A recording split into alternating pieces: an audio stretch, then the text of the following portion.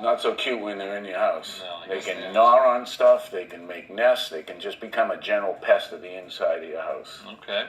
So they want to get in, why? Because they're looking for food, they're looking for warmth? Exactly. Time of year, temperatures change, they want a place to spend the winter, and your house is nice. Okay, so you got some tips for how we deal with I them? do. Now here's a classic, the old-fashioned snap trap. You put a little bit of peanut butter on there and the mouse comes up. I've said a lot of those, and they're very effective. They are. A couple of tips to making them effective is to put them along the edge of a wall or in a corner, because that's where the mice run. Okay. The other is use a little bit of peanut butter, too much, and they actually lick it off without setting up the trap. I think the only knock on these is that they're a little dicey to set. People don't like having to work both sides of it. They're always afraid they're going to snap their own finger on it. Right, and you got it facing the right way, so if it did accidentally trip, it wouldn't take your fingertip with it. Boy, look out. Go ahead. No, this one's loaded. This one's really easy to sit. You just go like that. So how's that going to go off? Go ahead. Check your mouse.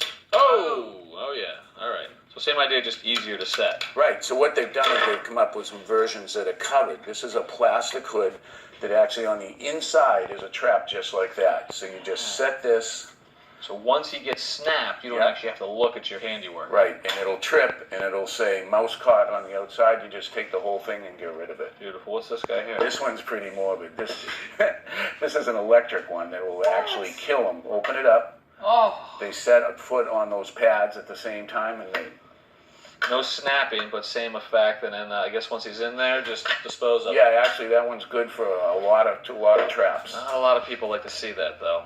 What we like the people to do is actually look for how the mouse is getting in the house and block it.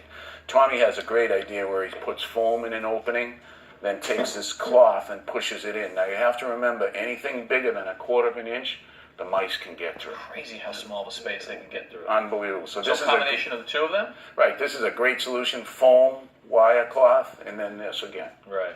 Now some of the places are really tight, really hard to get to. So this steel wool works really great for in a little hole or anywhere. If it's way away, you can take a stick and just push it in the hole, and they won't chew on that. They don't like it. Right. Okay. So that sends them out. So how do you feel about the whole catch and release idea? I mean, I understand that it's a little bit more humane than that, but I mean, is this practical? Well, they're effective in catching mice, but what do you do with them afterwards?